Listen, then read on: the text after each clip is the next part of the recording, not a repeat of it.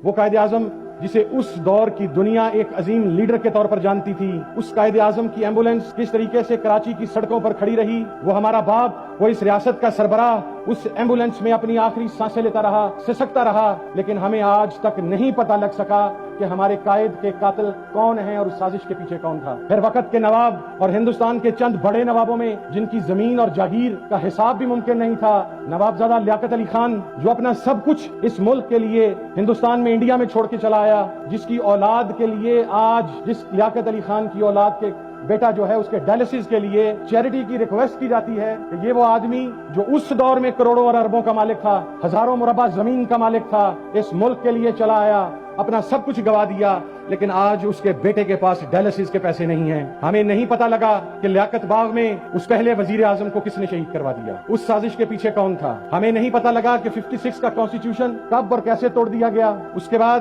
میں اگر فردن کوٹ کروں تو بڑی طویل لسٹ ہوگی، لیکن پھر ایک بندہ آیا جس کے ساتھ ہمارے ڈفرنسز تھے، پولیٹیکل ڈفرنسز تھے، لیکن اس ذوالفقار علی بھٹو کو جب اس نے اینٹی امریکہ نعرہ لگایا، جب اس نے پاکستان کی ایٹمی پاور بننے کی بات کی، تو اس ذوالفقار علی بھٹو کو پھانسی پر چڑھا دیا گیا، اور جن لوگوں نے پھانسی پر چڑھایا کچھ سالوں کے بعد ہماری عدالتوں نے کہا کہ جوڈیشل مرڈر ہو گیا، وہ تو چلا گیا، لیکن جنہوں نے جوڈیشل مرڈر کیا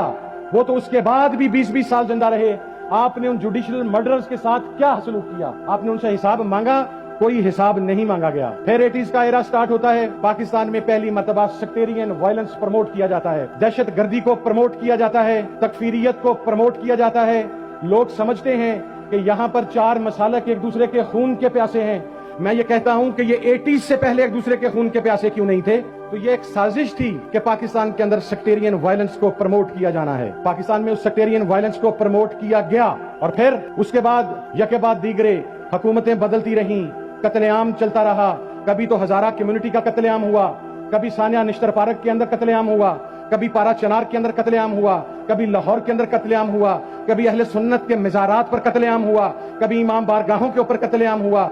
غرض یہ کہ کوئی ایسی صورت نہیں بچا رکھی گئی کہ یہ ملک خدا نخواستہ تباہی کی جانب چلا جائے۔ لیکن پھر وہ کون لوگ تھے جو کھڑے ہوئے، جنہوں نے کہا کہ ہاں، علمی فقہی اختلافات کے باوجود ہم تکفیریت کے قائل نہیں ہیں، ہم قتل و قتال کے قائل نہیں ہیں، اور وہ نعرہ تکبیر جو مسلمانوں کی شان تھا اور ہے اور قیامت تک رہے گا، ہم اس نعرہ تکبیر کو بنیاد بنا کر کسی مسلمان کا گلا کاٹنے کو حرام سمجھتے ہیں۔ پھر اس کے بعد بے نظیر کو مار دیا گیا، سازش کا پتہ نہیں لگ سکا۔ اس کے بعد وہ لوگ جو ریزسٹنس بلاک سے تعلق رکھتے تھے، جنہوں نے پاکستان میں سیکٹیرین وائلنس کو ختم کرنے کے لیے اپنا کردار ادا کیا، ان کو کسی بم دھماکے میں مار دیا گیا، کو ٹارگٹ کلنگ میں مار دیا گیا، وہ تمام لوگ اس دنیا سے چلے گئے۔ 90,000 پاکستانیوں کا قتل عام کیا گیا۔ پھر یہ ملک یہی ڈیزرو کرتا تھا کہ ادھر کا وزیر داخلہ رانا ثناء اللہ، آپ ابھی اٹھا کر دیکھ لیں، میں کل بھی کہتا تھا وہ قاتل ہے، میں آج بھی کہتا ہوں وہ قاتل ہے، میں کل بھی کہتا رہوں گا کہ وہ قاتل ہے۔ مجھے یہاں کے نظام انصاف پر یقین ہی نہیں ہے، وہ اسے کلین چٹ دے تو بھی میں نہیں مانوں گا کہ وہ قاتل نہیں ہے۔ اس کی وجہ یہ ہے کہ اس کے ثبوت ہم نے دیکھے ہیں، وہ قاتل ہے۔